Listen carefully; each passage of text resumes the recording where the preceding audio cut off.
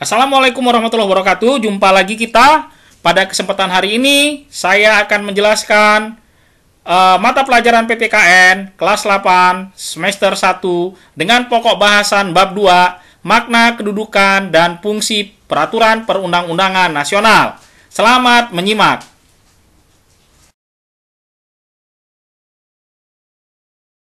Pada pokok bahasan, makna kedudukan dan fungsi peraturan perundang-undangan nasional, ada 4 tujuan pembelajaran.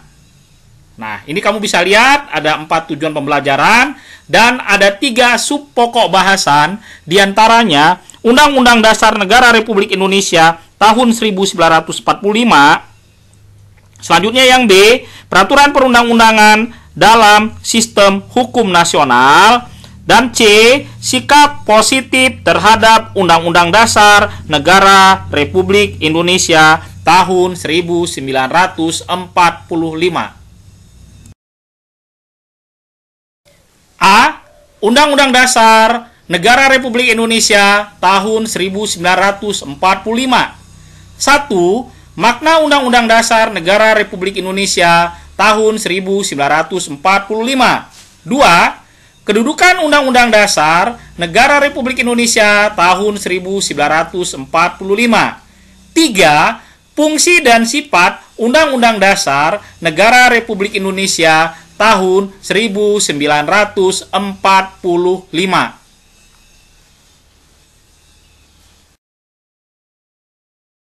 Selanjutnya yang akan Bapak bahas, yang pertama, makna Undang-Undang Dasar Negara Republik Indonesia tahun 1945. Nah, sekarang coba kamu perhatikan. Makna Undang-Undang Dasar Negara Republik Indonesia tahun 1945. Undang-Undang Dasar Negara Republik Indonesia tahun 1945 adalah hukum dasar tertulis. Ingat, Undang-Undang Dasar ini adalah hukum dasar tertulis. Nah, di dalamnya ini memuat aturan-aturan dasar dan pokok kaidah fundamental sebagai landasan dasar dan sumber bagi peraturan perundang-undangan dalam penyelenggaraan pemerintahan negara Indonesia. Nah, ini juga diperhatikan ya. Jadi merupakan hukum dasar yang memuat kaidah fundamental sebagai landasan dasar dan sumber dari peraturan-peraturan perundang-undangan penyelenggaraan pemerintahan negara Indonesia. Nah, selanjutnya diperhatikan lagi, Undang-Undang Dasar juga dikenal dengan konstitusi. Ingat, kalau ditanya apa konstitusi negara kita, itu sama dengan Undang-Undang Dasar. Ingat, konstitusi, nama lain dari konstitusi, itu adalah Undang-Undang Dasar. Ya, coba kita lihat selanjutnya. Nah, tadi udah kamu lihat itu konstitusi, nama lain dari Undang-Undang Dasar, nama lain dari hukum dasar itu adalah konstitusi. Ya. Nah, kamu lihat lagi sekarang, konstitusi negara menjadi dasar dan sumber dari peraturan lain, ya, atau perundang-undangan lain yang berlaku di apa? Di wilayah Negara Kesatuan Republik Indonesia. Nah, jadi ini ya, ini adalah makna Undang-Undang Dasar Negara Republik Indonesia tahun 1945.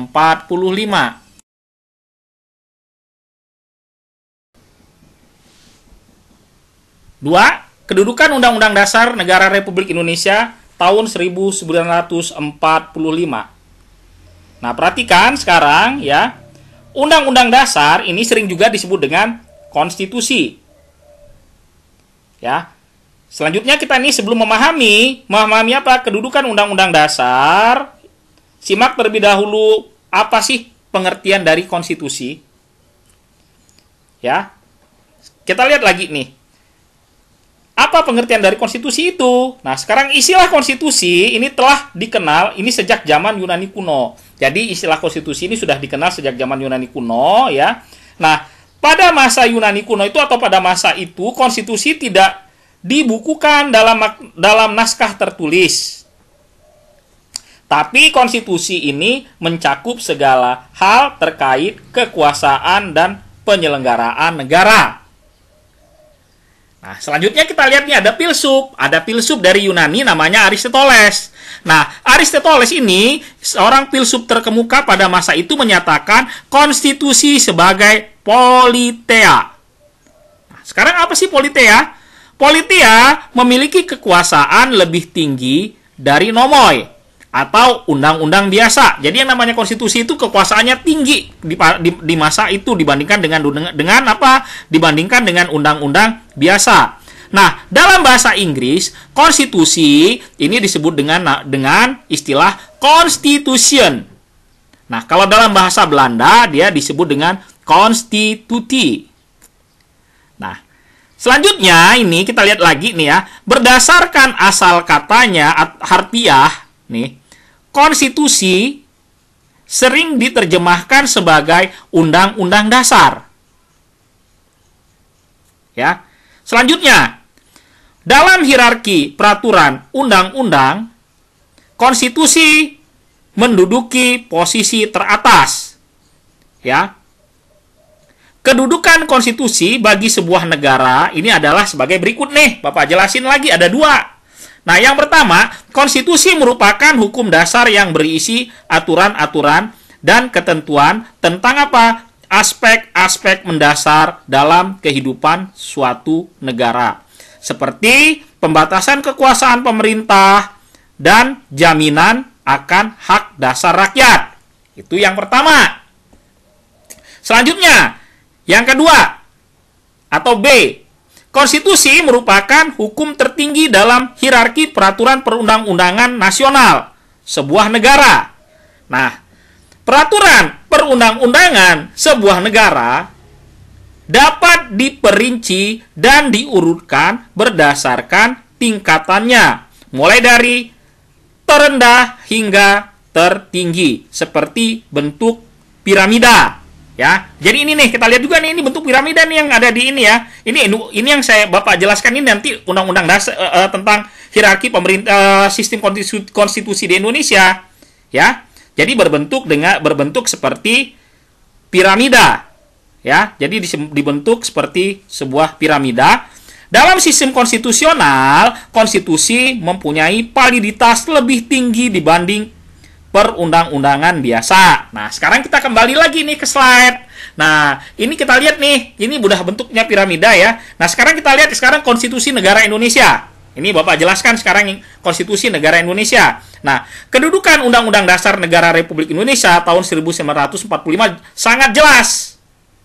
Dalam Undang-Undang Nomor 12 tahun 2011 tentang pembentukan peraturan perundang-undangan, Undang-Undang Dasar Negara Republik Indonesia tahun 1945 menduduki urutan teratas dalam hierarki peraturan perundang-undangan. Ya. Dengan demikian, peraturan perundang-undangan di bawahnya tidak boleh bertentangan dan harus berlandaskan Undang-Undang Dasar dalam pembentukannya. Nah, kita kembali ke slide nih. Lihat di slide. Nih ya, kedudukan Undang-Undang Dasar Negara Republik Indonesia tahun 1945. Ini dia kedudukannya yang paling tinggi. Apa? Undang-Undang Dasar Negara Republik Indonesia tahun 1945. Di bawahnya ketetapan MPR. Ini kedudukannya lebih di bawah apa? Di bawah Undang-Undang Dasar. Ada undang-undang atau peraturan pemerintah pengganti undang-undang. Ada peraturan pemerintah, ada peraturan presiden, ada peraturan daerah provinsi, ada peraturan daerah kabupaten kota. Nah, yang harus kita ingat, setiap peraturan perundang-undangan ini dibuat atau disusun harus sesuai dengan apa? Harus sesuai dengan siapa? Dengan Undang-Undang Dasar Negara Republik Indonesia tahun 1945, ya. Nah, ini 3. Fungsi dan sifat Undang-Undang Dasar Negara Republik Indonesia tahun 1945. Ini kita lihat sekarang fungsi dan sifat. Ini ada 3. Yang pertama, alat kontrol. Yang kedua, pengatur. Yang ketiga, penentu dan pembatas. Ini akan coba Bapak jelaskan satu persatu. Ya.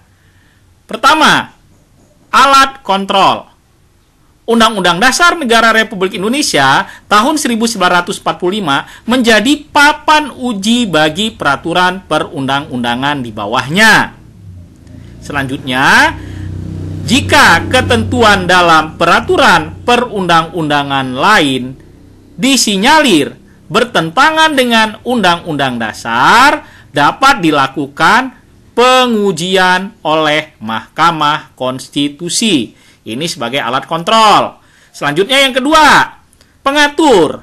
Undang-Undang Dasar Negara Republik Indonesia tahun 1945 berperan sebagai pengatur dalam penyusunan, pembagian, dan pelaksanaan kekuasaan negara.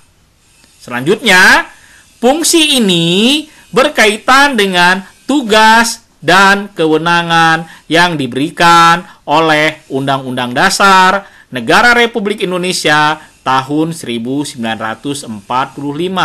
Ingat, ini sebagai pengatur. Nah, selanjutnya ini sebagai penentu dan pembatas. Ya, sekarang sebagai penentu dan pembatas. Undang-Undang Dasar Negara Republik Indonesia tahun 1945 ini berfungsi sebagai penentu hak dan kewajiban negara, aparat negara, dan warga negara. Nah, yang selanjutnya ini sebagai penentu dan pembatas adalah Undang-Undang Dasar juga berfungsi membatasi kekuasaan sehingga penyelenggara kekuasaan negara tidak bersifat sewenang-wenang. Oke?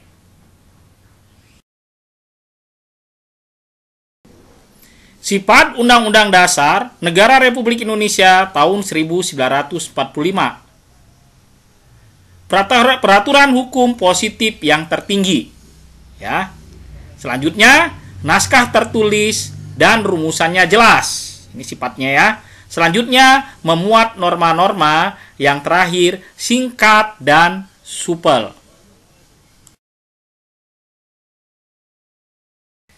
B. Peraturan perundang-undangan dalam sistem hukum nasional. 1. Peraturan perundang-undangan nasional. 2. Kedudukan peraturan perundang-undangan lain di bawah Undang-Undang Dasar Negara Republik Indonesia tahun 1945. 3. Arti penting peraturan perundang-undangan lain di bawah Undang-Undang Dasar Negara Republik Indonesia tahun 1945.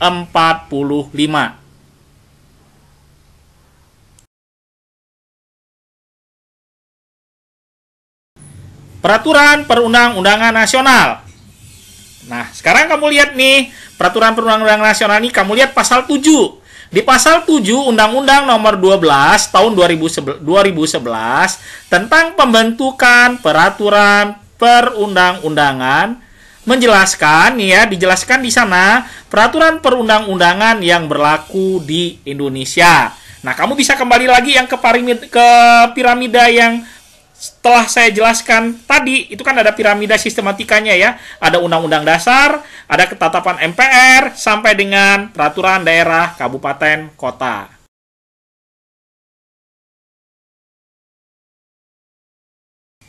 Dua, kedudukan peraturan perundang-undangan lain di bawah Undang-Undang Dasar Negara Republik Indonesia tahun 1945. Nih, perhatikan. Ya, berdasarkan hierarki piramida peraturan perundang-undangan nasional, Undang-Undang Dasar Negara Republik Indonesia tahun 1945 ya, merupakan aturan hukum tertinggi. Nah, karena ini dia memiliki konsekuensi.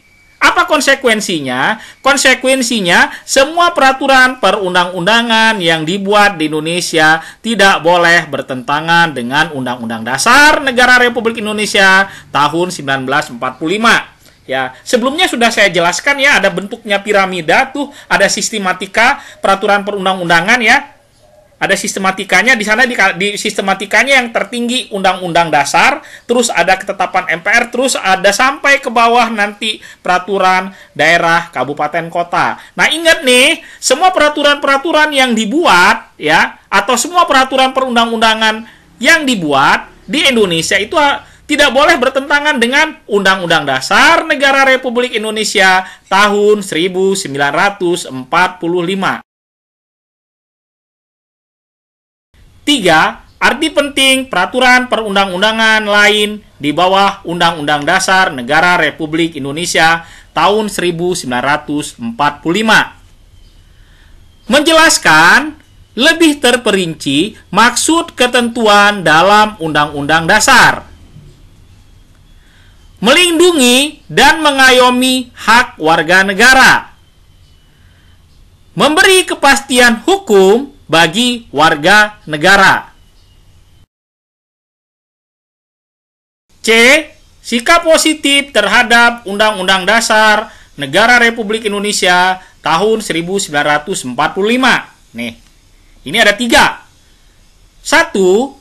Bentuk sikap positif terhadap Undang-Undang Dasar Negara Republik Indonesia tahun 1945. 2. Upaya mewujudkan Undang-Undang Dasar Negara Republik Indonesia tahun 1945. 3. Pelaksanaan Undang-Undang Dasar Negara Republik Indonesia tahun 1945 dalam berbagai bidang.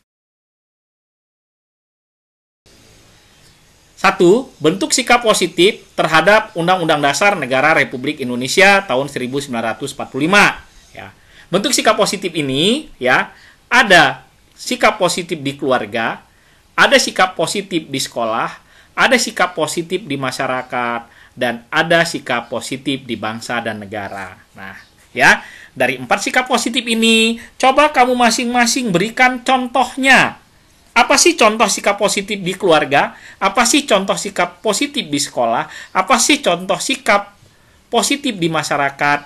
Dan apa sih contoh sikap positif di bangsa dan negara? Ya, coba dicoba ya.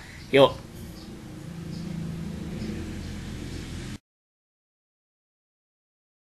Upaya mewujudkan Undang-Undang Dasar Negara Republik Indonesia. Nah, ini ada, lihat ya, ada 2 nih upayanya. Yang pertama, bersikap terbuka. Bersikap terbuka ini dia mampu mengatasi masalah. Selanjutnya, menyadari adanya perbedaan. Ini bagian dari sikap terbuka. Selanjutnya, memiliki harapan realistis. Mampu menerima dan memberi umpan balik. Ya. Selanjutnya, menghargai karya bangsa sendiri. 3. Pelaksanaan Undang-Undang Dasar Negara Republik Indonesia tahun 1945 dalam berbagai bidang.